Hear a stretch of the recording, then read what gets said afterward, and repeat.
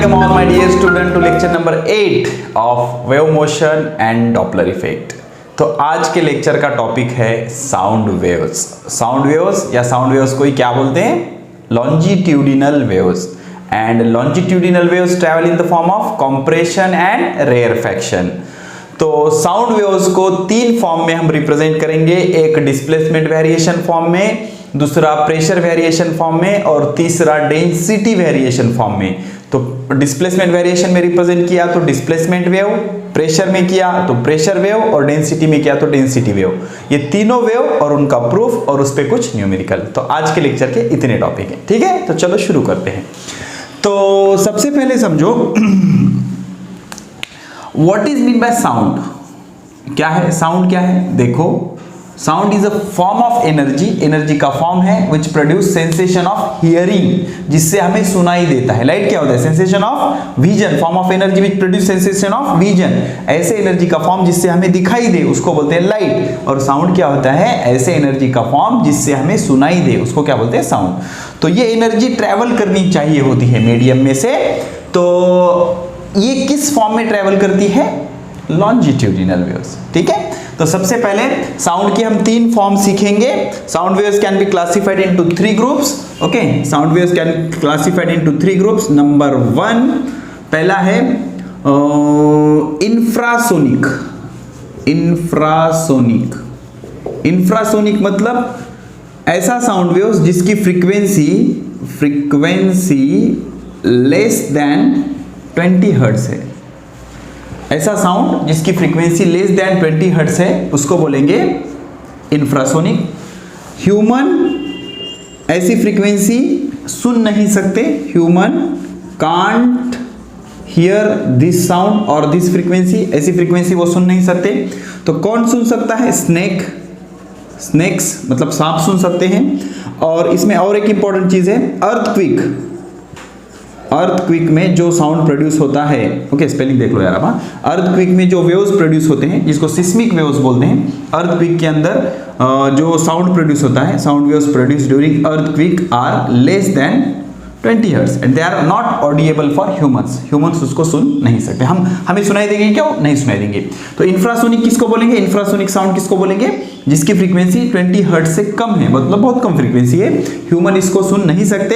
Snake, सांप इनको सुन सकते हैं।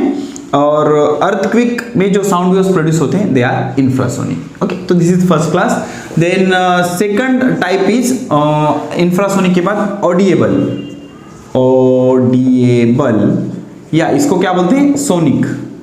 सोनिक, ऑडिएबल या सोनिक वेव्स या sonic sound. Okay, infrasonic waves, उसके बाद सोनिक वेव्स या ऑडिएबल वेव्स। ऑडिएबल वेव्स मतलब जिसकी फ्रीक्वेंसी, जिस साउंड की फ्रीक्वेंसी 20 हर्ट्ज से लेकर 20 किलो हर्ट्ज तक होती है।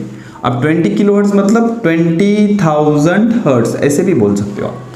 तो जिस साउंड की फ्रीक्वेंसी 20 हर्ट्ज से 20 किलो हर्ट्ज या फिर 20 हर्ट्ज से 20,000 हर्ट्ज तक होती है उसको बोलते हैं ऑडिएबल या सोनिक। और ह्यूमंस इसको सुन सकते हैं। ह्यूमन कैन हियर, सुन सकते हैं। Human can hear sound between frequency of 20 hertz to 20 kilo hertz. तो हमें कोई आवाज सुनाई दे रही है तो डेफिनेटली उसकी फ्रीक्वेंसी 20 हर्ट्ज से ज्यादा होगी, 20,000 हर्ट्ज से कम होगी। ना तो हम 20 से कम फ्रीक्वेंसी सुन सकते हैं 20 हर्ट्ज से कम, ना ही 20,000 हर्ट्ज से ज्यादा फ्रीक्वेंसी हम सुन नहीं सकते। तो 20 हर्ट्ज से जो कम है उसको बोलेंगे इंफ्रासोनिक। ओके, कौन सुन सकता है उसको? स्नेक। ओके, और कौन से वेव्स होते हैं? अर्थक्विक के अंदर जो साउंड वेव्स प्रोड्यूस होते हैं वो कैसे होते हैं? इंफ्रासोनिक होते हैं, ठीक है। और ऑडिएबल या हाथी भी सुन सकता है, शायद इंफ्रासोनिक को हाथी भी सुन सकते हैं, ठीक है। तो जब अर्थक्वेक आता है तो हाथी को पहले समझ में आ जाता है तो दौड़ने लगते हैं जंगल में, ठीक है ना। तो ऑडिएबल किसको बोलेंगे? जिसको ह्यूमन सुन सकते हैं, आराम से सुन सकते हैं, उसको बोलते हैं ऑडिएबल या सोनिक। अब अगर मान लो 20 से कम है तो इंफ्रासोनिक, 20 से 20,000 तक है तो ऑडिएबल या सोनिक, जिसको ह्यूमंस सुन सकते हैं आराम से। अब 20,000 हर्ट्ज से अगर ज्यादा हो तो उसको बोलेंगे अल्ट्रासोनिक। अल्ट्रा मतलब ज्यादा ना, अल्ट्रासोनिक। तो अल्ट्रासोनिक मतलब जिसकी फ्रीक्वेंसी, जिस साउंड की फ्रीक्वेंसी ज्यादा होती है 20 किलो हर्ट्ज से, मतलब 20,000 हर्ट्ज से भी अगर फ्रीक्वेंसी ज़्यादा है तो उसको बोलेंगे अल्ट्रासोनिक साउंड। क्या बोलेंगे? Ultrasonic sound. तो अब इसको कौन सुन सकता है? ह्यूमन तो सुन नहीं सकते, फिर कौन सुन सकता है इसको? प्रोड्यूस भी बैट्स करते। बैट पता है ना, वटवा गुड़ इन मराठी, ओके, जिससे कोरोना आया, ठीक है ना। इसको क्या बोलते हैं यार हिंदी में, क्या बोलते हैं बैट्स को? जमगादड़। जमगादड़ क्या बोलते हैं? जमगादड़ बोलते हैं। वो पेड़ से जो उल्टा लटकता है ना, ऐसे फड़फड़ करता है, ठीक है ना। तो जमगादड़ जो फ्रीक्वेंसी प्रोड्यूस करता है, frequency produced by bat, okay. जो बैट होता है ना, बैट या फिर जमगादड़ या वटवा गुड़ इन मराठी इज अल्ट्रासोनिक। तो वो एज अ सेंस यूज करते हैं ना उसको, कुछ वेव्स फेंकते हैं फिर रिफ्लेक्शन डिटेक्ट करते हैं, ओके। तो produce by bat, also detected by bat only, detected by bat. वो वेव्स जो होते हैं अल्ट्रासोनिक वाले, वो प्रोड्यूस भी बैट करते हैं और सुन भी बैट ही सकते हैं, हम नहीं सुन सकते, ठीक है ना। और इसकी एनर्जी बहुत हाई होती है, हाई एनर्जी साउंड होता है, high energy sound, okay. Ultrasonic कैसे होता है? हाई एनर्जी, इसकी एनर्जी बहुत ज़्यादा होती है। तो लॉजिक बहुत सिंपल है, sound travel in the form of wave, that is longitudinal waves. तो उनके पास कुछ फ्रीक्वेंसी होगी, अगर वो फ्रीक्वेंसी 20 हर्ट्ज से कम है तो उसको बोलेंगे इंफ्रासोनिक। ह्यूमंस हम सुन नहीं सकते उसको, स्नेक सुन सकते हैं। अर्थक्वेक के दौरान जो वेव्स प्रोड्यूस होते हैं दे आर इंफ्रासोनिक। और अगर 20 हर्ट्ज से 20 किलो हर्ट्ज तक है तो दैट इज ऑडिएबल या सोनिक, ह्यूमंस उसको सुन सकते हैं। और अगर 20 किलो हर्ट्ज से भी ज़्यादा है या 20,000 हर्ट्ज से भी ज़्यादा है तो उसको बोलेंगे अल्ट्रासोनिक। और जो बैट्स होते हैं ना, जमगादड़ फ्रीक्वेंसी ये प्रोड्यूस भी करते हैं और वही सुन सकते हैं, हम नहीं सुन सकते, ठीक है ना। तो वो ट्रैवलिंग के लिए या पाथ डिटेक्ट, कुछ ऑब्स्टैकल उनके पाथ में अगर कुछ ऑब्स्टैकल आ रहा है वो डिटेक्ट करने के लिए अल्ट्रासोनिक साउंड का या अल्ट्रासोनिक वेव्स का वो इस्तेमाल करते हैं। इसकी एनर्जी बहुत हाई होती है। तो इसके कुछ यूजेस हैं, किसके यूजेस? अल्ट्रासोनिक। क्या? अल्ट्रासोनिक के यूजेस। पहला, use to detect cracks in metal की शीट वगैरह है उसके अंदर कुछ क्रैक्स है तो डिटेक्ट करने के लिए क्या यूज होगा? अल्ट्रासोनिक वेव्स होगा। उसके बाद टू डिटरमाइन डेप्थ ऑफ सी, समंदर की गहराई नापने के लिए, कितना गहरा है समंदर, ओके। उसके बाद third one, to clean the cloth cleaning में इसका यूज होता है, ड्राई क्लीनिंग में वगैरह। या फिर मशीनरी, पार्ट ऑफ मशीनरी। अब मशीनरी की स्पेलिंग क्या होती है? Machinery, MACHI, I am quite weak in English, machinery, okay. To clean cloth, part of machinery. To determine depth of sea, to detect the cracks in metal. Again to kill वो machines वगैरह आते हैं ना छोटे से, जो sound generate करते हैं, काइंड ऑफ साउंड जनरेट करते हैं, उससे क्या होते हैं? छोटे मोटे कीड़े मर जाते हैं या फ्रॉग्स, छोटे छोटे कीड़े मकोड़े मर जाते हैं। To kill small insect, frog, rats, चूहा वगैरह, इससे भाग जाएंगे, वो आवाज सुन के भाग जाते हैं, उनको बर्दाश्त नहीं होता वो साउंड, ठीक है ना। तो it is use to kill the small insect like frog and rats. उसके बाद फाइनल एप्लीकेशन है टू डिटेक्ट सबमरीन्स मतलब जो पानी के अंदर डूबे हुए रहते हैं, इट मे बी एनिमल्स और it may be objects, okay, submarines. उसके बाद आइसबर्ग, समंदर के अंदर जो जहाँ जिस रीजन में टेम्परेचर कम होता है वहाँ पर समंदर का कुछ पानी फ्रीज हो जाता है और उसके बड़े बड़े आइसबर्ग्स बन जाते हैं, which acts as a obstacle for ship. जहाज जब जाएगा उसके लिए ऑब्स्टैकल का काम करेंगे, तो वो डिटरमाइन करने के लिए किसका यूज होगा? अल्ट्रासोनिक वेव्स का, ठीक है। तो these are the some introductory part. मजा तो अब शुरू होगा, लॉजिक अब शुरू होने वाला है, ठीक है ना। तो इतनी चीजें समझ गए आप, ठीक है। तो साउंड ट्रैवल या साउंड 3 तरीकों के होते हैं, एक तो इंफ्रासोनिक, देन ऑडिएबल, अल्ट्रासोनिक। अब ये चीज़ें आपने स्कूल लेवल पे भी पढ़ी हैं, इसका इतना कुछ ऐसा ज़्यादा हार्ड ऐसा कुछ लॉजिक है क्या? नहीं। अब शुरू होता है सही जो खेल शुरू होता है, अब शुरू होता है कि भाई साउंड वेव्स कैसे ट्रैवल होते हैं, ठीक है। तो आराम से समझो और सारी चीज़ों को लिखो। तो पहले मैं लेक्चर को समराइज कर देता हूँ। ये तो टाइम पास चीज़ें थी यार, ठीक है ना, इसमें कुछ ऐसा कोई रॉकेट साइंस था क्या? नहीं, ये हमने स्कूल लेवल पे भी ऑलरेडी पढ़ा है, ठीक है। तो मैं आपको सारी चीज़ें पहले बता देता हूँ, फिर हर चीज़ का प्रूफ देने वाला हूँ, प्रूफ समझना अच्छे से। देखो वाह तो पहले क्या करेंगे हम, चलो समझेंगे। साउंड जो होता है, sound is a mechanical wave which require medium for propagation. Medium नहीं होगा तो साउंड सुनाई नहीं देगा। तो साउंड क्या है? साउंड एक मैकेनिकल वेव है। कौन सा वेव है? मैकेनिकल वेव, मतलब बिना मीडियम ये ट्रेवल नहीं करता। Mechanical wave which travel in the form of longitudinal wave. Which wave? Longitudinal या लॉन्जिट्यूडिनल? Longitudinal wave. अब लॉन्गिट्यूडिनल वेव क्या होते हैं? Vibration of particle is parallel to direction of wave. Vibration of particle is direction of wave. ठीक है, तो इसको क्या करते हैं हम? ट्यूनिंग फोर्स से समझने की कोशिश करते हैं कि साउंड कैसे ट्रेवल करता है। ठीक है, चलो देखो अब। तो मान लो अब विदाउट मीडियम साउंड ट्रेवल कर सकता है क्या? नहीं कर सकता। तो ठीक है, क्या कहते हैं? Propagation of sound waves. Propagation of sound wave. ठीक है, साउंड वेव का प्रोपगेशन समझना बेटा। मान लो ये हमारा मीडियम है। ओके, 1 2 उसके बाद 3। ठीक है, तीन ही डायग्राम में हम खत्म कर देंगे। तो ये हमारा मीडियम है। दिस इज आवर मीडियम के पार्टिकल है यहाँ। These are the particles of medium. अभी हमने कोई साउंड वगैरह इसमें प्रोड्यूस नहीं किया, तो इसको क्या बोलेंगे हम? Undisturbed medium.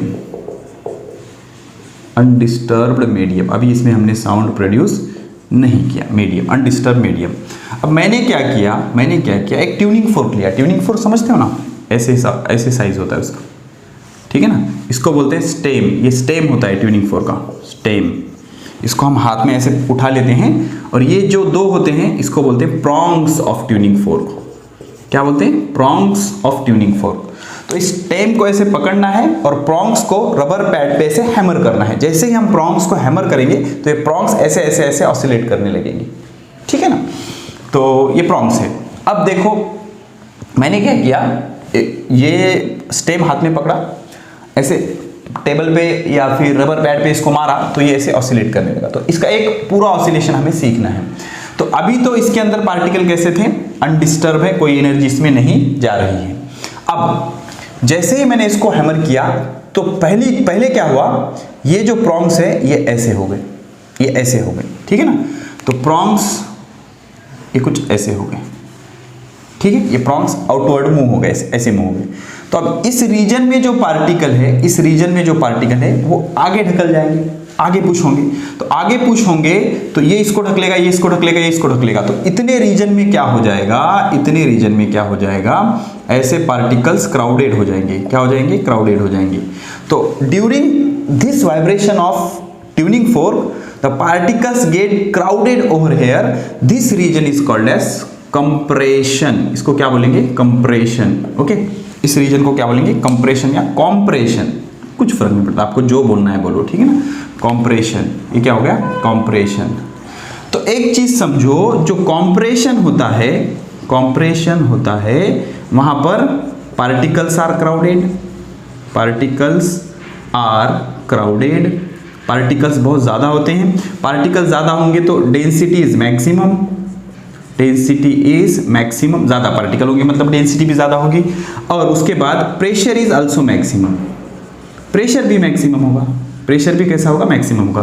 तो compression is a part of sound waves, okay, in which particles are crowded, density is maximum and pressure is maximum. Pressure भी कैसे होगा? मैक्सिमम होगा। तो जब मैंने स्टेम को पकड़ के ऐसे ट्यूनिंग फोर्क को मारा और यहां पर ऐसे पकड़ा, तो पहले मैं ऐसे मान रहा हूं कि ये जो स्टेम है, स्टेम बॉटम में फिक्स है और जो प्रॉन्ग्स है दे आर मूविंग आउटवर्ड। तो जैसे ही ये आउटवर्ड मूव हुआ, यहाँ के पार्टिकल आगे खिसक गए और यहाँ पर क्राउडेड रीजन बन गया। इसको मैंने नाम दिया कॉम्प्रेशन। क्या नाम दिया? कॉम्प्रेशन। तो क्या ये जो प्रॉन्ग्स है ऐसे ही फिक्स रहेंगे? नहीं, बिकॉज ऑफ इलास्टिसिटी और because of restoring force, now the prongs of tuning fork will move. अब ये देखो, ये पहले ऐसे थे। अब जब मैंने इसको हैमर किया तो ऐसे मूव हुआ, ऐसे मूव हुआ तो क्या वापस इसी पोजीशन तक आएगा? वो नहीं आएगा, ऐसे होगा। एंड बिकॉज ऑफ ऑसिलेशन अब वो ऐसे हो जाएगा, ठीक है ना, ऐसे अंदर आ जाएंगे। ओके, तो जब अंदर आएंगे तो it will look like this. तो अंदर आएंगे तो अब देखो, जब ये नॉर्मल पोजीशन पे था तो मीडियम भी नॉर्मल था। तो जब ये आउटवर्ड गया, देखो मीन पोजीशन से एक्सट्रीम गया तो यहां पर क्राउडेड रीजन बन गया। अब एक्सट्रीम से मीन पे आ गया तो यहां पर रेगुलर पोजीशन होगी। क्या होगी? रेगुलर पोजीशन होगी। अब मीन से निगेटिव एक्सट्रीम जाएगा, तो मीन से जब ये अंदर गया तो यहां के पार्टिकल इधर से रख गए, तो पार्टिकल जब आगे मूव किए ऐसे, तो तब यहां पर क्या बना? कॉम्प्रेशन बना। तो अब जब ये मेरा ट्यूनिंग फोर्क का प्रॉन्ग अंदर की तरफ मूव हुआ तो यहाँ के पार्टिकल इधर जाएंगे, अब यहाँ के पार्टिकल इधर जाएंगे तो इस रीजन के पार्टिकल इससे भी कम हो जाएंगे। जो ये नॉर्मल पोजीशन थी उसकी, नॉर्मल पोजीशन ऐसे थी, तो नॉर्मल से भी क्या हो जाएंगे? कम हो जाएंगे। क्यों कम हो जाएंगे समझ रहे हो? जब मेरा प्रॉन्ग्स इधर मूव हुआ तो ये जो नॉर्मल अनडिस्टर्ब मीडियम था उसके जो पार्टिकल है आगे से रख गए, आगे वाले ने आगे को मारा, तो ये सारे यहाँ पर क्राउडेड हो गए। तो ये क्राउडेड रीजन को हमने क्या बोला? कॉम्प्रेशन। तो जब ये प्रॉन्ग्स ऐसा था, ये नॉर्मल है, ऐसा किया तो क्राउडेड हो गए, कॉम्प्रेशन, वापस आ गया नॉर्मल पोजीशन। अब ये यहां पर नहीं रुकेगा, अंदर आएगा, इधर आएगा, ऐसे मूव करेगा ना वो प्रॉन्ग्स, तो इधर गया तो क्राउडेड हो गए, यहां पर आ गया नॉर्मल। अब अंदर आया तो यहां के पार्टिकल थोड़े इधर से रख गए, तो इस रीजन में क्या बन गया? Rarefaction. क्या बन गया? Rarefaction. तो रेयर फ्रैक्शन क्या होता है? रेयर फ्रैक्शन मतलब ऐसा फ्रैक्शन जहां पर particles are rarely present. Okay, तो particles are crowded, very less particles are present, कम पार्टिकल होंगे। तो कम पार्टिकल होंगे तो डेंसिटी भी मिनिमम होगी, और डेंसिटी मिनिमम होगी मतलब प्रेशर भी मिनिमम होगा, ठीक है। तो ये बन गया मेरा रेयर फ्रैक्शन। तो ये ट्यूनिंग फोर्क के जो प्रॉन्ग्स है ऐसे मूव करते रहेंगे और कॉम्प्रेशन रेयर फ्रैक्शन ऐसे ट्रैवल करता रहेगा। तो sound waves are mechanical waves, longitudinal waves. तो अब देखो इस डायरेक्शन में साउंड वेव्स जा रही हैं, this is the direction of wave, okay, wave velocity. और पार्टिकल कैसे ऑसिलेट कर रहे हैं? ऐसे ऑसिलेट कर रहे हैं। तो particles are oscillating like this and wave is travelling like this. तो this is my particle velocity and this is my wave velocity, both are parallel to each other, such waves are called as longitudinal waves. Which waves? Longitudinal waves, ठीक है। तो अब longitudinal waves के अंदर तीन चीजें very कर रही हैं। एक तो आपका डिस्प्लेसमेंट वेरी हो रहा है फ्रॉम मीन पोजीशन, दूसरा आपकी डेंसिटी वेरी हो रही है फ्रॉम नॉर्मल डेंसिटी, और तीसरा आपका क्या वेरी हो रहा है? प्रेशर वेरी हो रहा है फ्रॉम नॉर्मल प्रेशर। तो अनडिस्टर्ब मीडियम में प्रेशर कितना होगा? Atmospheric pressure P0 which is equal to 1.01 into 10 to the power 5 newton per metre square. और डेंसिटी कितनी होगी? मान लो एयर की जो डेंसिटी होती है वो चलो डेंसिटी का छोड़ दिए, ये नॉर्मल एटमॉस्फेरिक प्रेशर, और ये होता है इतना न्यूटन पर मीटर स्क्वायर, या पास्कल बोलते हैं इसको। क्या बोलते हैं? पास्कल। जहां पर कॉम्प्रेशन होता है, कॉम्प्रेशन, अब कॉम्प्रेशन का सबसे ज्यादा इफेक्ट कहां पर होगा? In the middle of compression. अब इतना रीजन है ना, compression is not a single point, compression is a region, तो उसका जो सेंटर का पॉइंट होगा वहां पर कॉम्प्रेशन का इफेक्ट सबसे ज्यादा होगा। तो यहां पर डेंसिटी सबसे ज्यादा होगी, यहां पर ही प्रेशर सबसे ज्यादा मैक्सिमम होगा।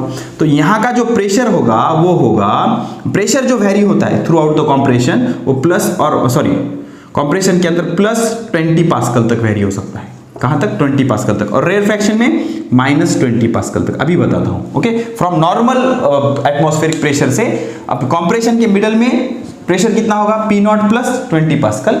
और रेयर फ्रैक्शन के मिडल में सबसे ज्यादा प्रेशर कम होगा, सबसे ज्यादा जो इफेक्ट प्रोड्यूस होगा रेयर फ्रैक्शन का वो कहां पर होगा? मिडल ऑफ रेयर फ्रैक्शन, ठीक है। तो sound waves travel in the three different form and that are displacement wave form, pressure wave form and density wave form. तो किसी मीडियम में से अगर पार्टिकल ट्रैवल हो रहा है, किसी मीडियम में से पार्टिकल ट्रैवल नहीं होता, वेव के अंदर पार्टिकल ट्रैवल नहीं होता, किसी मीडियम में से अगर साउंड ट्रैवल हो रहा है तो तीन तरह के वेरिएशन होंगे वहां पर, displacement variation, pressure variation and density variation. Okay, अब वो तीनों के इक्वेशन पहले मैं आपको बता देता हूं और उसके बाद उसके प्रूफ भी हम देखेंगे। ठीक है, चलो इतनी चीजें समझ में आ गई आपको?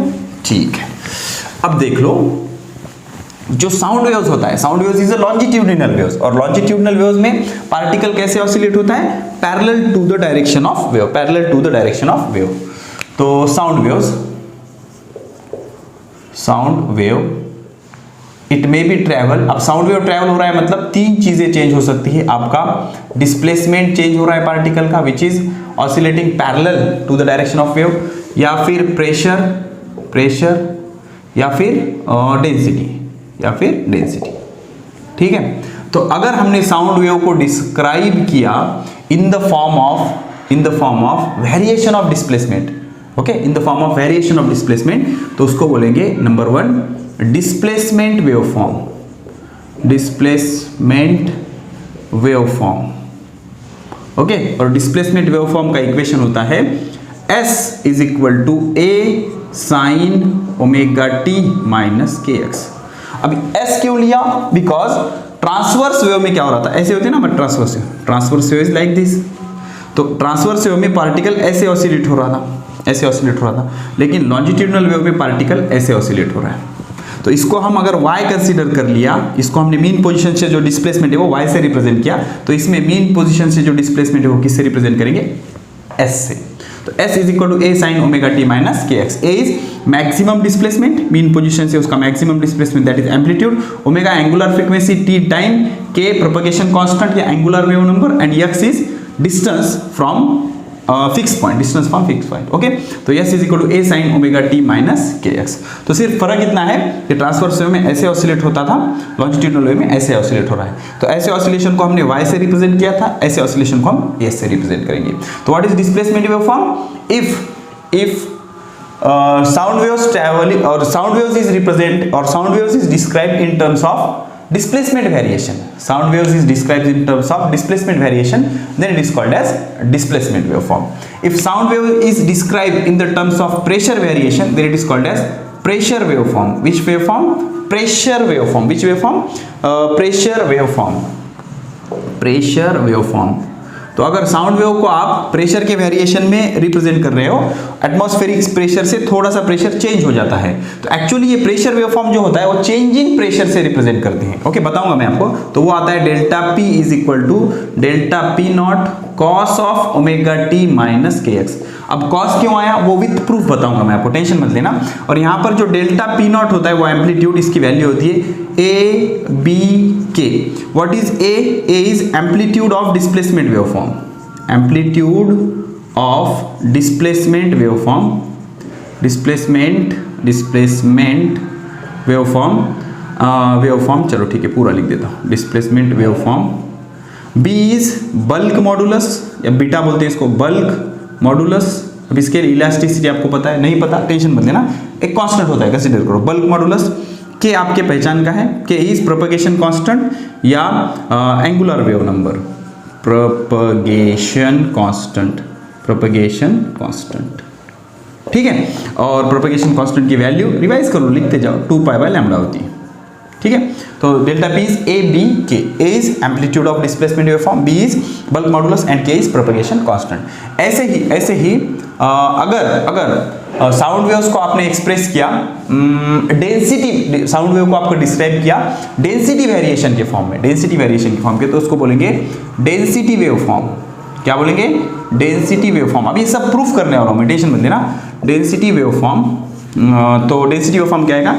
Delta rho is equal to delta rho naught cos of omega t minus kx, okay. Delta rho naught amplitude है, ये होता है A rho k। A is again same amplitude of displacement waveform, rho is density, normal density, which is normal density या फिर normal density बोल दो इसको, normal density, and k is propagation constant, ठीक है। So this is my density waveform. Which waveform? Density waveform. So this is displacement waveform, pressure waveform, density waveform. अब जो pressure waveform होता है, it is not express in terms of pressure, it is express in terms of variation of pressure. Okay, compression पे normal pressure से कितना ज्यादा pressure होता है उस फॉर्म में हम इसको एक्सप्रेस करते हैं, ठीक है। और डेंसिटी वेव फॉर्म को वेरिएशन ऑफ डेंसिटी के फॉर्म में हम एक्सप्रेस करते हैं, ठीक है। So these are the 3 different wave form. अब अगर इसको आप अच्छे से देखोगे तो डिस्प्लेसमेंट वेव फॉर्म के अंदर हमने साइन ट्रिग्नोमेट्रिक फंक्शन यूज किया है, और जो आपका प्रेशर वेव फॉर्म है और डेंसिटी वेव फॉर्म है उसके अंदर हमने क्या यूज किया है, कॉस। तो इन दोनों के बीच में कितने का फेज डिफरेंस होगा, पाई/2, इन दोनों के बीच में पाई/2, ओके। तो displacement wave form, density pressure wave form और या फिर change in pressure wave form या change in density wave form, इन दोनों के ये दोनों सेम फेज में है, सेम फेज। क्यों? बिकॉज दोनों के अंदर क्या है, कॉस कॉस।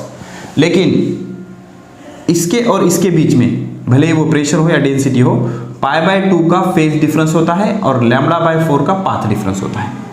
डिस्प्लेसमेंट और प्रेशर वेव फॉर्म के अंदर ये प्रूफ करेंगे हम, फेज डिफरेंस कितना होता है पाई/2 और पाथ डिफरेंस कितना होता है λ/4। इतनी चीजें नोट करो।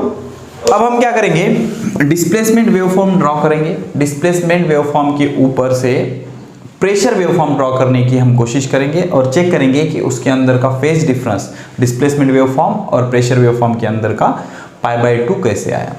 तो देखो वो क्या रहा है, sound waves travel in the form of compression and rarefaction. तो उसके अंदर का जो पार्टिकल है वो ऐसे ऑसिलेट हो रहा है फ्रॉम मीन पोजीशन ऐसे, और वेव भी ऐसे जा रहा है। This is my wave velocity and this is my particle velocity. Particle is oscillating like this and wave travelling in this direction. तो अब ये वेव फॉर्म अगर हम ड्रॉ करें, डिस्प्लेसमेंट वेव फॉर्म अगर हम ड्रॉ करें तो हम क्या करेंगे, मीन पोजीशन से जो राइट साइड का डिस्टेंस है उसको मानेंगे पॉजिटिव, और मीन पोजीशन से जो लेफ्ट साइड का डिस्टेंस मानेंगे उसको मानेंगे निगेटिव। ओके, तो इसको अगर हम इस एक्सिस पे प्लॉट करेंगे ऐसे, ओके, XY सिस्टम में, तो इधर आ जाएगा मेरा डिस्प्लेसमेंट S और इधर आ जाएगी मेरी पोजीशन X। तो इक्वेशन क्या था मेरा इक्वेशन था S is equal to A sine omega t minus kx। Okay, S is equal to A sine omega t minus kx। This is my equation. अब इसमें जो S है, S is displacement from mean position, but particle is oscillating like this, but इसको मैं represent कर रहा हूं इस एक्सिस पे, तो ऊपर वाला प्लस होगा और नीचे वाला माइनस होगा। तो ये जो ऑसिलेशंस है इस एक्सिस पे ऐसे आएंगे, ठीक है, यहां से लेकर यहां तक। भले ऑसिलेट हॉरिजॉन्टल हो रहा है लेकिन हम दिखा रहे हैं ऐसे, ठीक है। So this is not a transverse wave, this is displacement wave of longitudinal wave, displacement variation of longitudinal wave. Okay, so this is my mean position. Mean position से ज्यादा वो प्लस ए तक गया, फिर मीन पोजीशन पे आया, फिर minus ए, फिर मीन। देखो ना, मीन पोजीशन से प्लस ए तक, मीन पोजीशन से प्लस ए तक, फिर प्लस ए से मीन पोजीशन तक, प्लस ए से मीन पोजीशन तक, फिर मीन पोजीशन से निगेटिव एक्सट्रीम, मीन पोजीशन से निगेटिव एक्सट्रीम, फिर निगेटिव एक्सट्रीम से मीन, निगेटिव एक्सट्रीम से मीन। सिंपल, चलो ठीक है। So this is the displacement wave. तो आगे वाला इसका डिस्प्लेसमेंट प्लस है, ऊपर वाले का डिस्प्लेसमेंट प्लस और नीचे वाले का डिस्प्लेसमेंट माइनस। ओके, तो ये राइट साइड, ये लेफ्ट साइड। ओके, तो इसको हमने ऊपर दिखाया मीन पोजीशन से यहां पर, और इसको नीचे दिखाया, ठीक है। अब इस वेव फॉर्म को हम प्रेशर वेव फॉर्म में कन्वर्ट करेंगे। तो देखो, अब एक चीज समझो, आराम से देखो। मैं क्या करता हूं, यहां पर आपके लिए एक कॉम्प्रेशन और एक रेयरफैक्शन और उसके अंदर का वेरिएशन रिप्रेजेंट करता हूं, ठीक है। तो होता क्या है, देखो, मान लो दिस इज माय कॉम्प्रेशन। एक मिनट, थोड़ी सी अच्छी डायग्राम बनाएंगे। ओके, समझो, हाँ, समझ जाओगे तो बहुत आसान जाएगा। तो ये मेरा यहां से लेकर के यहां तक का कॉम्प्रेशन है और इसको हम रेयरफैक्शन बोल देंगे, चलो ठीक है। इतना रेयरफैक्शन, इतना कॉम्प्रेशन। तो ये मेरा कॉम्प्रेशन का मिडल है, ये रेयरफैक्शन का मिडल है, और कोई भी एक ले लो, कोई फर्क नहीं पड़ता। चलो, इसको बोलेंगे कॉम्प्रेशन का मिडल, ये रेयरफैक्शन का मिडल। तो कॉम्प्रेशन में सबसे ज़्यादा इफेक्ट कहाँ पर दिखेगा, मिडल में, मिडल रीजन में कॉम्प्रेशन बहुत होंगे। अब जैसे जैसे हम दूर जा रहे हैं तो कॉम्प्रेशन का इफेक्ट खत्म होते जाएगा, कॉम्प्रेशन का इफेक्ट क्या होते जाएगा, खत्म होते जाएगा, ठीक है। मतलब सेपरेशंस बढ़ते जाएंगे। ओके, अब रेयरफैक्शन मतलब पार्टिकल कम होनी चाहिए। तो पार्टिकल कम कहाँ पर होंगे, मिडल में बहुत कम होंगे, मिडल में बहुत दूर होंगे पार्टिकल। और आप जैसे जैसे दूर जा रहे हो पार्टिकल पास आते जाएंगे, ठीक है ना, पार्टिकल पास आते जाएंगे। तो रेयरफैक्शन में ज्यादा इफेक्ट, रेयरफैक्शन का ज्यादा इफेक्ट कहां पर होगा, मिडल में, अब रेयरफैक्शन का इफेक्ट क्या है, पार्टिकल्स दूर दूर होंगे। और कॉम्प्रेशन में, अब देखो कॉम्प्रेशन एक रीजन है, यहां से लेकर के यहां तक का रीजन जो है वो कॉम्प्रेशन है, और यहां से लेकर के यहां तक का जो रीजन है वो रेयरफैक्शन है। अब कॉम्प्रेशन में क्या होगा, अब देखो अब हम क्या करेंगे, कॉम्प्रेशन में जो मिडल रीजन है वहां पर जो प्रेशर होगा एटमॉस्फेरिक प्रेशर से ज्यादा होगा, एटमॉस्फेरिक प्रेशर से ज्यादा होगा, और रेयरफैक्शन में मिडल रीजन में एटमॉस्फेरिक प्रेशर से कम होगा। तो पी नॉट प्रेशर होता है atmospheric pressure, atmospheric pressure, atmospheric pressure, ठीक है। तो सब जगह एटमॉस्फेरिक प्रेशर तो रहने ही वाला है, ओके। तो इसकी जो रेफरेंस लाइन आएगी वो आएगी पी नॉट, क्या आएगी, पी नॉट। अब कॉम्प्रेशन पे क्या होगा, मिडल रीजन में, कॉम्प्रेशन के मिडल रीजन में इफेक्ट ज्यादा होगा तो प्रेशर वेरिएशन भी ज्यादा होगा। डेल्टा पी मिडल में कितना होगा, मिडल में होगा P naught plus 20 pascal, P naught plus 20 pascal. अब आप मिडल रीजन से जैसे जैसे दूर जाओगे तो कॉम्प्रेशन का इफेक्ट धीरे धीरे कम होता जाएगा। मतलब इस पॉइंट पे आ जाओ आप, इस पॉइंट पे, तो इस पॉइंट पे प्रेशर कितना होगा, delta P is equal to P naught plus 10 pascal, ठीक है। अब इस पॉइंट पे आ जाओ आप, इस पॉइंट पे प्रेशर कितना होगा, delta P is equal to P naught plus 5 pascal, और इस पॉइंट पे आने के बाद फिर से डेल्टा पी क्या हो जाएगा, पी नॉट हो जाएगा, ठीक है। तो जैसे मिडल से आप दूर जा रहे हो चेंज इन प्रेशर कम होता जा रहा है, मतलब वेरी कौन कर रहा है, change in pressure, change in pressure, very कौन कर रहा है, चेंज इन प्रेशर। अब जो चीज यहां से लेकर के यहां तक हुई वही चीज यहां से लेकर के यहां तक होगी। अब रेयरफैक्शन में इसका उल्टा होगा, रेयरफैक्शन में क्या होगा, मिडल में जो प्रेशर होगा delta P is equal to atmospheric pressure से सबसे ज्यादा कम होगा, पी नॉट माइनस 20 पास्कल। अब इस रीजन में आ जाओगे तो डेल्टा पी कितना होगा, पी नॉट माइनस 10 पास्कल। इस रीजन में आ जाओगे तो डेल्टा पी कितना होगा, पी नॉट माइनस 5 पास्कल, और यहां पर पहुंच जाओगे तो डेल्टा पी कितना होगा, पी नॉट माइनस 0। समझ में आया। तो ये जो वेरी हो रहा है प्रेशर, ये जो वेरी हो रहा है प्रेशर, इस वेरिएशन ऑफ प्रेशर को हमें प्लॉट करना है, उसको बोलते हैं प्रेशर वेवफॉर्म। क्या बोलते हैं, प्रेशर वेवफॉर्म। तो सबसे ज्यादा इंक्रीज कहां पर हुआ प्रेशर, मिडल में, कॉम्प्रेशन के मिडल में, ठीक है। अब ये चीज है, ये जो वेरिएशन है, चेंज इन प्रेशर का जो वेरिएशन है, चेंज इन प्रेशर के वेरिएशन को हमें प्लॉट करना है। तो हम प्रेशर को प्लॉट नहीं कर रहे, हम चेंज इन प्रेशर को प्लॉट कर रहे हैं। किसको प्लॉट कर रहे हैं, चेंज इन प्रेशर को विथ डिस्टेंस, विथ डिस्टेंस। अब कैसे प्लॉट करेंगे, तो इसके लिए मैं क्या करूंगा, 5 पॉइंट ले लूंगा। इसको मैं बोलता हूं point A, point B, point C, point D and point E, ठीक है। अब एक चीज याद रखो, कॉम्प्रेशन के मिडल में, कॉम्प्रेशन के मिडल में चेंज इन, मतलब कॉम्प्रेशन पे चेंज इन प्रेशर कैसे वेरी हो रहा है, 20 पास्कल प्लस 20 पास्कल, ओके। तो कॉम्प्रेशन पे, कॉम्प्रेशन, ओके, कॉम्प्रेशन पे डेल्टा पी कितना है, डेल्टा पी है 20 पास्कल, और रेयर फ्रैक्शन पे, मिडल ऑफ रेयर फ्रैक्शन पे, रेयर फ्रैक्शन पे कितना है, माइनस 20 पास्कल। और जहां पर ना ही कॉम्प्रेशन है और ना ही रेयर फ्रैक्शन है, मतलब नॉर्मल पॉइंट, वहां पर प्रेशर वेरिएशन कितना है, 0।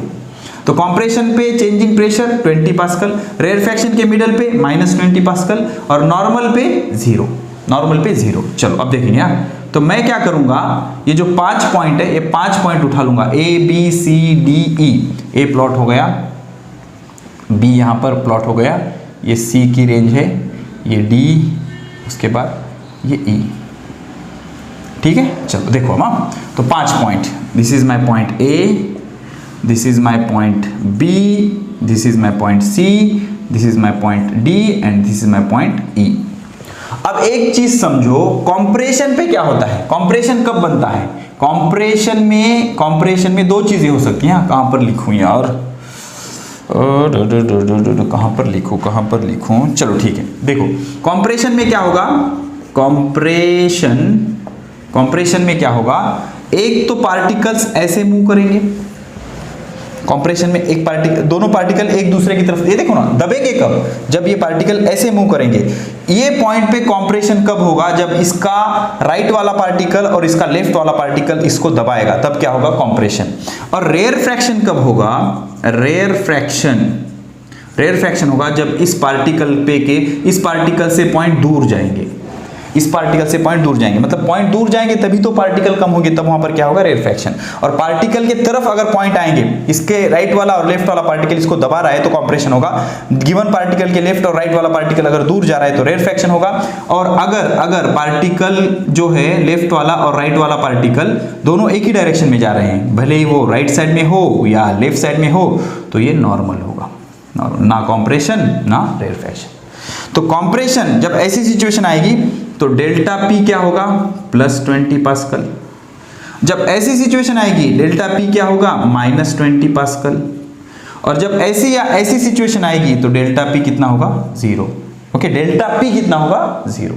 Okay, so I have to plot naught P, I have to plot delta P, change in pressure. ठीक है, तो अब देखो मैं क्या करता हूं, ऐसे इस पार्टिकल का लेफ्ट और राइट वाला, तो छोटे छोटे पार्टिकल काट लेता हूं मैं, ऐसे ऐसे ऐसे और ऐसे। ठीक है, तो ये जो पार्टिकल ए है इसका left right left right left right left right left right, दोनों पार्टिकल उठा लिए, लेफ्ट वाला और राइट वाला। ठीक है, तो ए के लेफ्ट वाला पार्टिकल इसका डिस्प्लेसमेंट निगेटिव है। जब डिस्प्लेसमेंट निगेटिव है तो पार्टिकल किधर जाएगा, लेफ्ट की तरफ। डिस्प्लेसमेंट निगेटिव, पार्टिकल किधर जाएगा, लेफ्ट की तरफ। ये पार्टिकल जाएगा लेफ्ट की तरफ। ओके, निगेटिव डिस्प्लेसमेंट वाला पार्टिकल लेफ्ट की तरफ होता है। अब इस पार्टिकल के राइट साइड वाले पॉइंट का डिस्प्लेसमेंट ऊपर है, ऊपर मतलब राइट की तरफ। डिस्प्लेसमेंट पॉजिटिव है ना, डिस्प्लेसमेंट पॉजिटिव मतलब राइट की तरफ, डिस्प्लेसमेंट निगेटिव मतलब लेफ्ट की तरफ। ये पार्टिकल ए है, ए के लेफ्ट वाला पार्टिकल का डिस्प्लेसमेंट निगेटिव है, निगेटिव मतलब लेफ्ट की तरफ जाएगा, पॉजिटिव मतलब राइट की तरफ जाएगा। तो दोनों पार्टिकल अगर ऐसे जा रहे हैं तो यहां पर क्या आ जाएगा, रेयर फ्रैक्शन। क्या जाएगा, रेयर फ्रैक्शन। तो यहां पर डेल्टा पी की वैल्यू कितनी होगी, -20 पास्कल। रेयर फ्रैक्शन मिडल में, डेल्टा पी की वैल्यू क्या होगी, -20 पास्कल। फटाफट चेक करेंगे। पॉइंट बी देखो, अब बी का राइट साइड वाला पार्टिकल, इसका डिस्प्लेसमेंट भी पॉजिटिव है, इसका डिस्प्लेसमेंट भी पॉजिटिव, तो भले ही राइट साइड होने दो या लेफ्ट साइड होने दो, दोनों का डिस्प्लेसमेंट कैसे है, पॉजिटिव है। तो डिस्प्लेसमेंट पॉजिटिव मतलब दोनों पार्टिकल किधर जा रहे हैं, राइट की तरफ। दोनों राइट की तरफ जा रहे हैं मतलब नॉर्मल, और ना ही कंप्रेशन ना ही रेयर फ्रैक्शन। तो यहां का जो डेल्टा पी होगा वो होगा 0। ओके, और प्रेशर क्या होगा, एटमॉस्फेरिक प्रेशर। ओके, अब पॉइंट सी चेक करो। पॉइंट सी का जो लेफ्ट वाला पार्टिकल है उसके लिए डिस्प्लेसमेंट पॉजिटिव है, पॉजिटिव मतलब राइट साइड। ओके, इसका जो लेफ्ट वाला है, लेफ्ट वाला पार्टिकल, इसका डिस्प्लेसमेंट कैसे, ऊपर है ना, पॉजिटिव मतलब राइट साइड, तो ये आगे जाएगा, ये वाला पार्टिकल आगे जाएगा। ओके, और इसका जो राइट साइड वाला पॉइंट है उसका डिस्प्लेसमेंट कैसा, निगेटिव। इसके राइट साइड वाले सभी पॉइंट कैसे, डिस्प्लेसमेंट निगेटिव मतलब लेफ्ट की तरफ। तो ये वाला पार्टिकल इधर जाएगा लेफ्ट की तरफ। तो दोनों एक दूसरे की तरफ मूव हो रहे हैं ऐसे, तो यहां पर क्या प्रोड्यूस होगा, कंप्रेशन। क्या प्रोड्यूस होगा, कंप्रेशन। तो जब कंप्रेशन प्रोड्यूस होता है तो डेल्टा पी कितना होता है, डेल्टा पी होता है 20 kilo pascal, sorry 20 pascal, 20 pascal. ठीक है, 20 पास्कल। अब उसके बाद देख लो ना, ये होगा point C. About point D के राइट वाला पार्टिकल और लेफ्ट वाला पार्टिकल दोनों के लिए डिस्प्लेसमेंट निगेटिव है। पॉइंट डी के लेफ्ट और राइट दोनों पार्टिकल का डिस्प्लेसमेंट कैसे, निगेटिव मतलब किधर, लेफ्ट की तरफ। निगेटिव मतलब किधर, लेफ्ट की तरफ। तो दोनों पार्टिकल किधर जाएंगे, लेफ्ट की तरफ। अब दोनों पार्टिकल अगर एक ही तरफ जाएंगे तो नॉर्मल पोजीशन होगी, नॉर्मल सिचुएशन होगी, वहां का डेल्टा पी कितना होगा, 0 होगा। अब पॉइंट ई का लेफ्ट वाला पार्टिकल ये ऐसे आके जाएगा ना, पॉइंट ई का लेफ्ट और राइट दोनों पार्टिकल चेक करो, पॉइंट ए और ई दोनों similar, A and E similar. तो इसका लेफ्ट वाले पार्टिकल के लिए डिस्प्लेसमेंट निगेटिव है, निगेटिव मतलब किधर जाएगा, लेफ्ट की तरफ, ये जाएगा इधर। ओके, और जो पॉइंट ई का राइट वाला पॉइंट है उसके लिए डिस्प्लेसमेंट पॉजिटिव है, पॉजिटिव मतलब किधर जाएगा, राइट साइड की तरफ। तो ये दोनों की सिचुएशन कैसे आ गई, same, periodic in nature. Okay, तो यहाँ पर क्या होगा, रेयर फ्रैक्शन। क्या होगा, रेयर फ्रैक्शन। तो रेयर फ्रैक्शन मतलब डेल्टा पी क्या आएगा, -20 पास्कल। तो अब इन चीजों को क्या करना है, हमें जस्ट यहाँ पर प्लॉट करना है। ओके, इसको मान लेंगे हम 20 पास्कल और इसको मान लेंगे -20 पास्कल। तो देखो पॉइंट ए के पास प्रेशर कितना है, पॉइंट ए के पास प्रेशर है -20 पास्कल, यहां से शुरू हुआ। पॉइंट बी के पास कितना है, 0। पॉइंट सी के पास कितना है 20 पास्कल यहाँ पर, पॉइंट डी के पास कितना है 0 और पॉइंट ई के पास कितना है -20 पास्कल। तो ये जो वेव फॉर्म आया ये ऐसे आएगा, ठीक है। तो ये थी मेरी sine wave which is starting from origin, ये है मेरी cos wave which is starting from -a और +a। ओके, तो इस वेव में और इस वेव में इतना डिफरेंस है, मतलब π/2 का डिफरेंस है। समझ में आया? So this is my pressure wave form, this is my displacement wave form, ठीक है। तो प्रेशर कैसे वैरी करता है? एटमॉस्फेरिक प्रेशर से +20 हो सकता है या एटमॉस्फेरिक प्रेशर से -20 हो सकता है। तो क्या कंप्रेशन के हर रीजन में प्रेशर 20 से चेंज होगा? नहीं। अगर वैसे होता, मान लो सभी कंप्रेशन में प्रेशर 20 पास्कल से बढ़ जाता और पूरे रेयरफैक्शन में प्रेशर 20 पास्कल से कम हो जाता, तो ये वेव फॉर्म कैसे आता? वेव फॉर्म ऐसे आता। देखो जहां पर मेरा कंप्रेशन है वहां पर 20 + 20 और जहां पर मेरा रेयरफैक्शन है वहां पर -20, ऐसे आता वेव फॉर्म, ठीक है। लेकिन कंप्रेशन के मिडल में 20 से वैरी हो रहा है और उसके लेफ्ट में और उसके राइट में स्लो क्या हो रहा है, चेंज हो रहा है, ठीक है। तो ऐसे वेव फॉर्म आ रहा है क्या? नहीं आ रहा है। तो my wave form is like this. तो सबसे ज्यादा प्रेशर वेरिएशन मिडल में होगा और वहां से जो प्रेशर वेरिएशन है वो धीरे धीरे कम होगा, इसलिए वेव्स ऐसे हैं। तो ये जो दोनों वेव्स है इसके अंदर π/2 का फेज डिफरेंस है। अब जैसा प्रेशर वेरिएशन है वैसे ही डेंसिटी का वेरिएशन है, ठीक है। तो अब 3 वेव फॉर्म कैसे हैं देख लो, ये चीजें लिख लो। आई होप आपको चीजें समझ में आ रही हैं, ठीक है ना। अब क्या करेंगे, हम इसको मैथमेटिकली प्रूफ करेंगे। ओके, इंटरेस्टिंग है, मैथमेटिकल प्रूफ तो बहुत ज्यादा इंटरेस्टिंग है। देखो, आराम से देखो और पूरी चीजों को समझो। अब मैथमेटिकली हम डिस्प्लेसमेंट वेव फॉर्म लेंगे और उसके ऊपर से लाएंगे प्रेशर वेव फॉर्म और फाइनली प्रेशर वेव फॉर्म के ऊपर से लाएंगे डेंसिटी वेव फॉर्म। देख लो ना, आराम से समझो।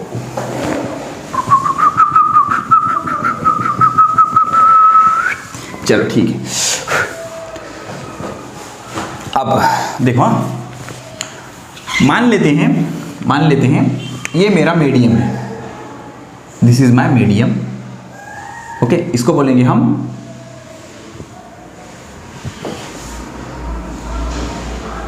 ये है मेरा अनडिस्टर्ब्ड मीडियम। अभी तक इसमें वेव आया क्या? नहीं। तो कोई 2 पार्टिकल उठा लेंगे, ठीक है। ये 2 पार्टिकल उठा लिया हमने, ये है एट अ डिस्टेंस x और ये जो डिस्टेंस है ये है डेल्टा x। तो इस रेफरेंस पॉइंट से ये पॉइंट कितने डिस्टेंस पे होगा? x + delta x। सिंपल, मतलब ये मेरा मीडियम है, this is my medium, undisturbed medium. Okay, यहां तक आपको दिख रहा है क्या? अनडिस्टर्ब्ड मीडियम है। कैसा मीडियम है? अनडिस्टर्ब्ड मीडियम, ठीक है। ओके, अनडिस्टर्ब्ड मीडियम है मेरा, ठीक है। तो अगर अब देखो, अब इसमें क्या है, इसका इक्वेशन क्या हो? अब इसमें मैंने क्या किया, एक साउंड वेव्स ट्रैवल करवाया। तो साउंड वेव्स का इक्वेशन क्या होता है? S = A sin ωt - kx। Okay, displacement wave form, ये साउंड वेव इसमें से ट्रैवल हो रहे हैं। तो होगा क्या, ये वाला जो पार्टिकल है which is at a distance x, ये ऑसिलेट करेगा और ये वाला भी पार्टिकल ऑसिलेट करेगा। तो we are observing at certain time t को हमने फिक्स किया। तो ये वाला पार्टिकल कितना आगे जाएगा? ये वाला पार्टिकल, तो x की वैल्यू यहां पर रखो, x की वैल्यू यहां पर रखोगे तो s = x पोजीशन वाला पार्टिकल कितना आगे जाएगा? s डिस्टेंस से आगे ऑसिलेट करेगा, आगे या पीछे हो सकता है, डजंट मैटर ना। उसके बाद और जो particle x + delta x distance पे है, x + डेल्टा x डिस्टेंस पे हुए, वो कितना ऑसिलेट करेगा? s + delta s। अरे भाई, ये इक्वेशन ऑफ डिस्प्लेसमेंट है, displacement of particle like this. तो x पोजीशन वाला पार्टिकल कितने से डिस्प्लेस करेगा? s, मतलब ये आगे जाएगा या पीछे आएगा? मान लेते हैं आगे जा रहा है, ठीक है ना, s आगे गया। तो ये वाला पोजीशन पे जो पार्टिकल होगा वो कितना आगे जाएगा? s + delta s। दोनों का डिस्प्लेसमेंट सेम थोड़ी होगा, दोनों का डिस्प्लेसमेंट सेम अगर होता तो उसमें से वेव ट्रैवल ही नहीं होती, एनर्जी ट्रैवल ही नहीं होती। समझ में आ रहा है? ठीक है, तो क्या हुआ देख लो। अब देखो, अब इसमें वेव्स प्रेजेंट है, तो ये वाला, ये मेरी ओरिजिनल पोजीशन है, तो ये वाला आगे चला गया, कितने डिस्टेंस से, जो x डिस्टेंस पे था वो आगे गया s डिस्टेंस से, और ये वाला आगे बढ़ गया और यहां आ गया। ओके, दोनों का जो डिस्प्लेसमेंट होगा वो सेम नहीं होगा, अलग अलग होगा, और तो इसका डिस्प्लेसमेंट कितना हुआ, s plus delta s। Okay, ये वाला पार्टिकल आगे चलेगा, ठीक है। तो ये जो हो जाएगा मेरा, this is my initial volume, इसका इनिशियल वॉल्यूम हो जाएगा vi, और ये इसका फाइनल वॉल्यूम हो जाएगा vf। तो इनिशियल वॉल्यूम और फाइनल वॉल्यूम सेम नहीं होंगे, ठीक है। तो अब देखो, तो ये क्या होगा, s प्लस इतना distance, s plus delta s।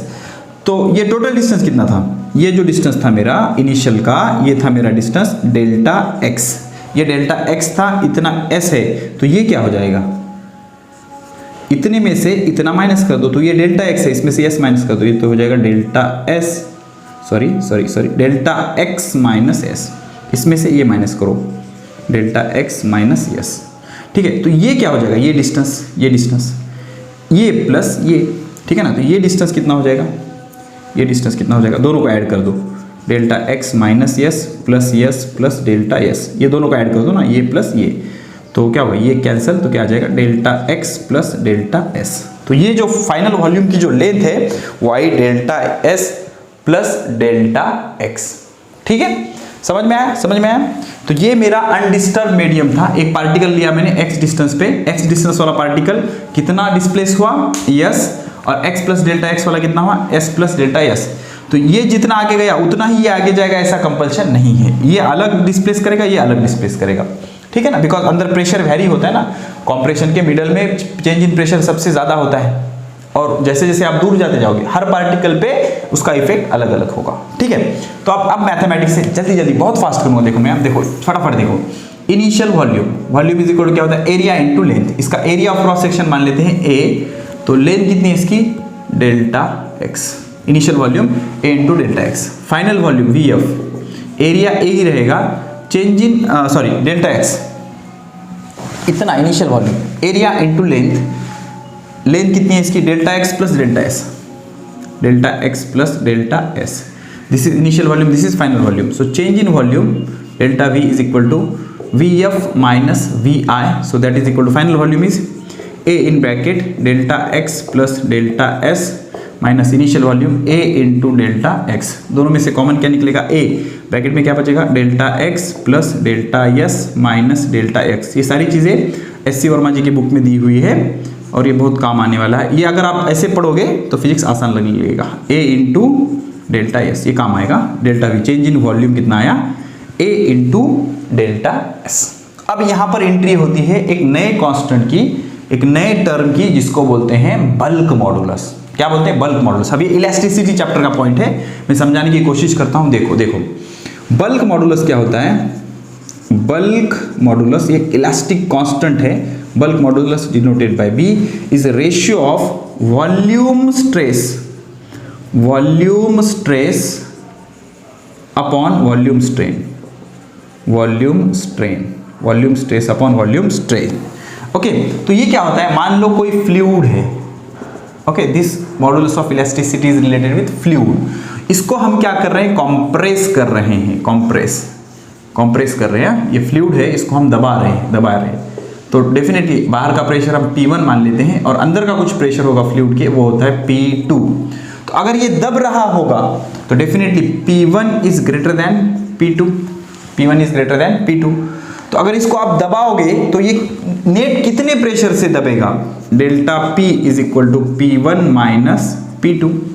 Okay, तो वॉल्यूम स्ट्रेस की वैल्यू क्या होती है, volume stress is equal to change in pressure delta P। Volume stress क्या होता है, चेंज इन प्रेशर। और वॉल्यूम स्ट्रेन क्या होता है, वॉल्यूम स्ट्रेन होता है change in volume by original volume. Okay, volume strain क्या होता है, change in volume by original volume. और यहाँ पर निगेटिव साइन आता है। निगेटिव इसलिए आता है कि वॉल्यूम हमेशा डिक्रीज होगा। ओके, ये डिक्रीज हो गया तो this is my V2, this is my V1, initial volume V1, final volume V2। तो डेल्टा V अगर पता करोगे तो वो आएगा V2 माइनस V1। तो V2 कैसा है, छोटा है ना, V2 कम है, V1 ज्यादा है, तो इसका आंसर कैसे आ जाएगा माइनस। तो यहाँ हमेशा कैसे होगा माइनस। ओके, तो बल्क मॉडुलस B की क्या वैल्यू आ जाएगी, B is equals to volume stress. Volume stress कितना है, change in pressure delta P divided by volume strain कितना है, minus delta V by V। Denominator का डिनोमिनेटर क्या हो जाएगा, न्यूमरेटर। तो bulk modulus is equal to minus V dP by dV। dV को इधर शिफ्ट करो, dV is equal to minus V delta P divided by beta, where beta is bulk modulus. Okay, अब ये जो डेल्टा V की value है और ये जो डेल्टा V की वैल्यू है, ये कंपेयर करना है। ओके, तो from this box and this box left hand side is equal, you have to just equate right hand side, minus V dP by beta is equal to A into ds। Okay, तो क्या हो जाएगा, dP is equal to minus, ये सब इधर shift करो, minus A beta delta S। Okay, dP is equal to minus A beta delta S divided by V। Minus से multiply कर, माइनस माइनस प्लस, ये माइनस A, ये beta ऊपर चला गया, डेल्टा S बाय V। तो ये आ गया इक्वेशन। ओके, इतनी चीजें नोट करो, इतनी चीजें नोट कर लो आप अच्छे से, लिख लिया। तो what is V? V is initial volume, V is initial volume, तो इसका इनिशियल वॉल्यूम क्या है, Vi। This is my V, initial volume V।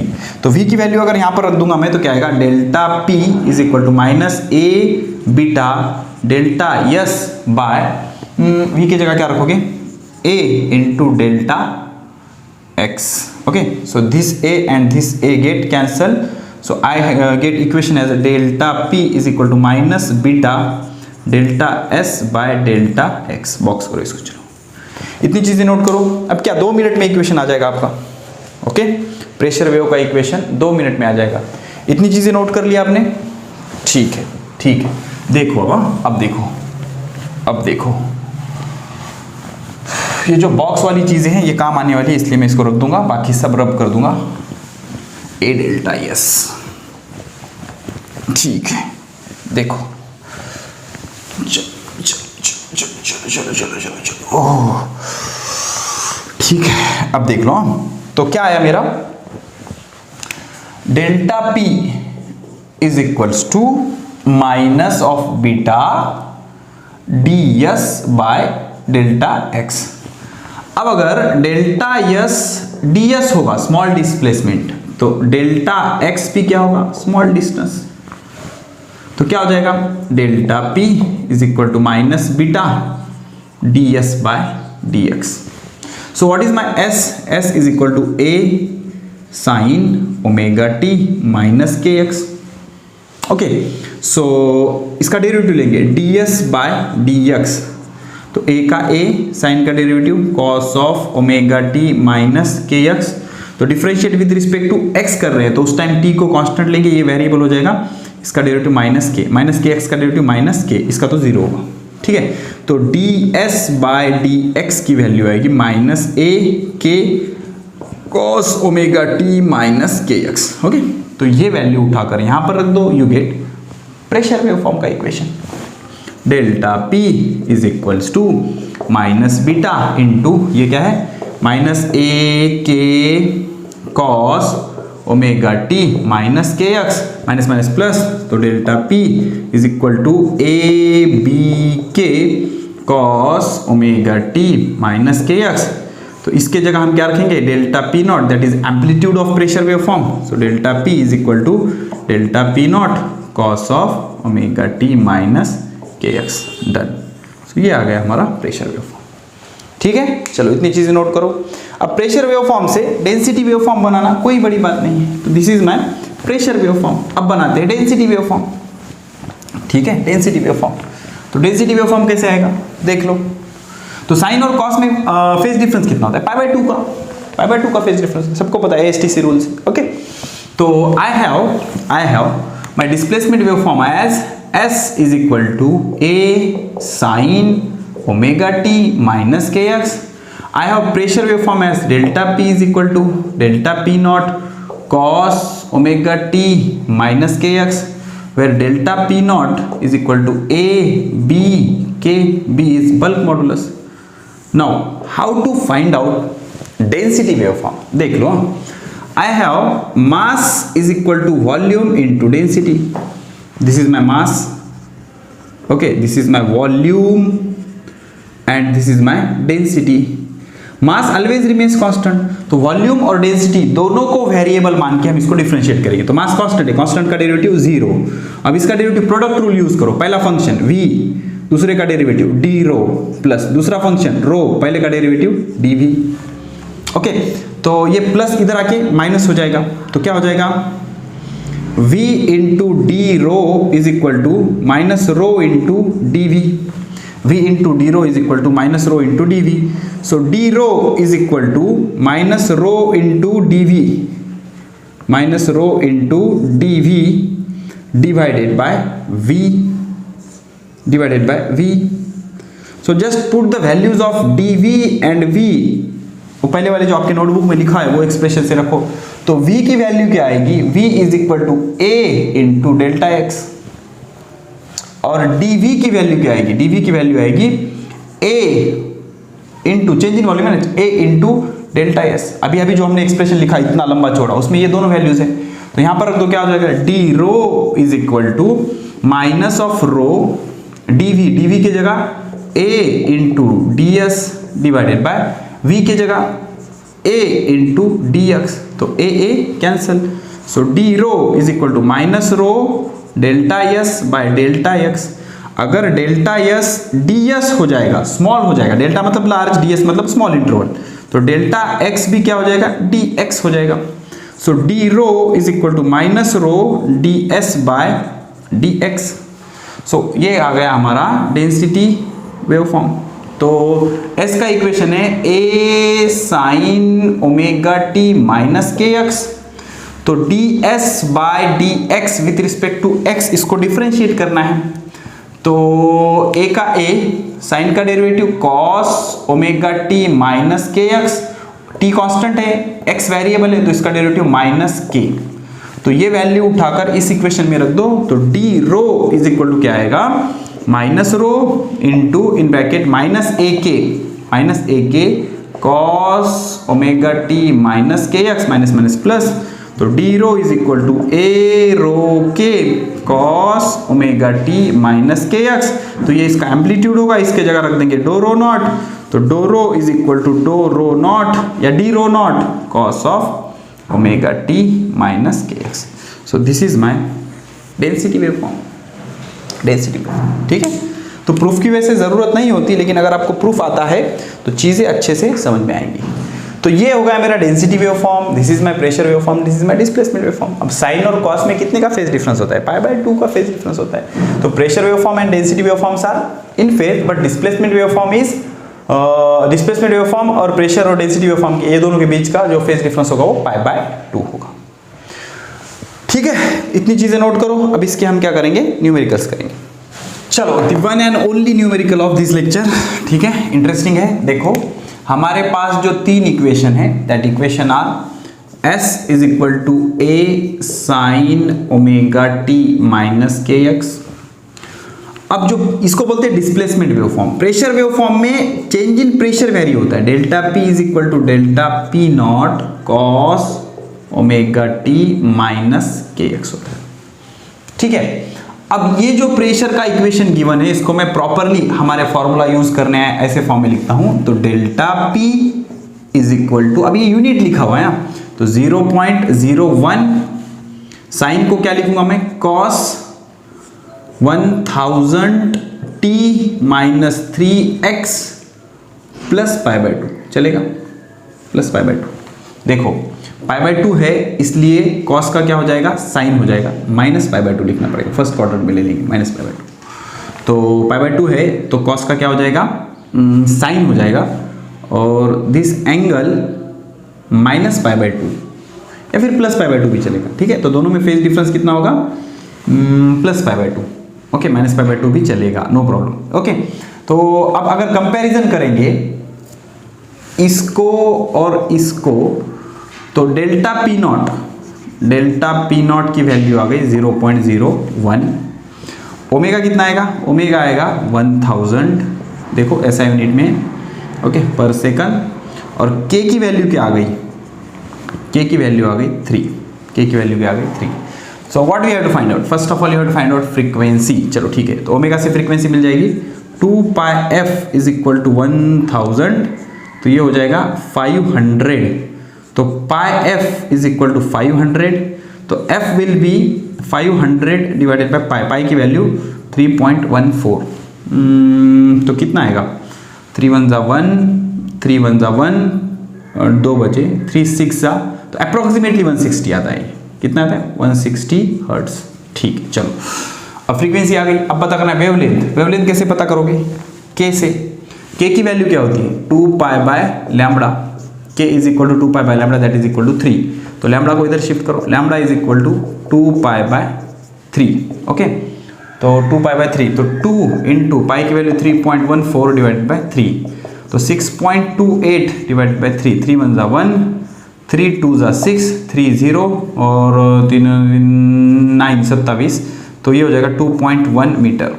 Lambda कितना है? 2.1 metre. 2.1 metre. How to find speed? Speed क्या होता है? स्पीड का फॉर्मूला होता है कोएफिशिएंट ऑफ टी। टी का कोएफिशिएंट क्या होता है? Omega divided by coefficient of X, मतलब के, ओमेगा बाय के। ओमेगा कितना है? ओमेगा है 1000 और के कितना है? के है 3। 3 3 जा 9, 3 3 जा 9, 3 3 जा 9, 3 3 जा 9, 33.3 मीटर पर सेकंड, तो 330। चलो ठीक है। अब ये जो डी न्यूमेरिकल है, इसके लिए आपको कंसेप्ट पता होना जरूरी है, अदरवाइज ये न्यूमेरिकल आपसे सॉल्व नहीं होगा। अब कंसेप्ट ये है कि प्रेशर वेव में चेंज इन प्रेशर वेरी होता है, प्रेशर वेरी नहीं होता। आप कंप्रेशन ले लो या रेयर फ्रैक्शन ले लो, हर पॉइंट पे जो एटमॉस्फेरिक प्रेशर है उससे प्रेशर डेविएट हो जाता है। मान लो ये ऐसा रीजन है, इतने रीजन में क्या है? कंप्रेशन है, इतने रीजन में रेयर फ्रैक्शन है। तो कंप्रेशन का जो मिडल वाला रीजन है, वहां पर प्रेशर चेंज एटमॉस्फेरिक प्रेशर से सबसे ज्यादा वेरी होगा, सबसे ज्यादा डेल्टा पी मैक्सिमम होगा। और रेयर फ्रैक्शन के मिडल में एटमॉस्फेरिक प्रेशर से सबसे ज्यादा डेल्टा पी मिनिमम वेरी होगा। अब देखो, जैसे ही आप अभी delta P, I am talking about delta P, P not is fix, P not is fix, तो पी नॉट से मैक्सिमम प्रेशर यहां पर होगा। ओके, अब जैसे ही आप यहां से यहां जाओगे तो डेल्टा पी की वैल्यू कम कम होती जाएगी। ओके, और जैसे ही आप यहां से यहां जाओगे डेल्टा पी की वैल्यू बढ़ती जाएगी। तो रेयर फ्रैक्शन पे प्रेशर, चेंज इन प्रेशर सबसे कम होता है, चेंज इन प्रेशर सबसे कम होता है और कंप्रेशन पे चेंज इन प्रेशर सबसे ज्यादा होता है। तो compression is a point at which pressure changes maximum and rarefaction is a point at which pressure change is minimum. सबसे ज्यादा प्रेशर कम होता है, सबसे ज्यादा प्रेशर कम होता है। ठीक है, तो डेल्टा पी की value maximum, sorry minimum, delta p से ये p naught plus delta p आ जाएगा, p naught minus delta p आ जाएगा यहाँ पर। ठीक है, तो अब if pressure at equilibrium position, मतलब पी नॉट दिया हुआ है, पी नॉट है 1.01 into 10 to the power 5, what will be the maximum pressure? तो मैक्सिमम प्रेशर क्या हो जाएगा? P max is equal to P naught plus delta P. तो डेल्टा पी ये है, sorry delta P naught, amplitude, उसका amplitude delta P naught, तो P naught plus delta P naught, P naught कितना है 1.01 into 10 to the power 5 plus P naught कितना है 0.01। This is maximum pressure. And what is minimum pressure? Minimum pressure is at rarefaction. तो rarefaction पे क्या हो जाएगा? P not से P naught minus delta P naught, तो P naught कितना है 1.01 into 10 to the power 5 minus delta P naught, ये इसका एम्पलीट्यूड 0.01। ठीक है, तो this is minimum pressure and this is maximum pressure. ठीक है, तो प्रेशर वेरी नहीं करता, चेंज इन प्रेशर वेरी करता है, और डेंसिटी वेरी नहीं करती, चेंज इन डेंसिटी वेरी करती। ठीक है, तो इसी लेक्चर में इतनी बातें करनी थी। Keep studying, best of luck.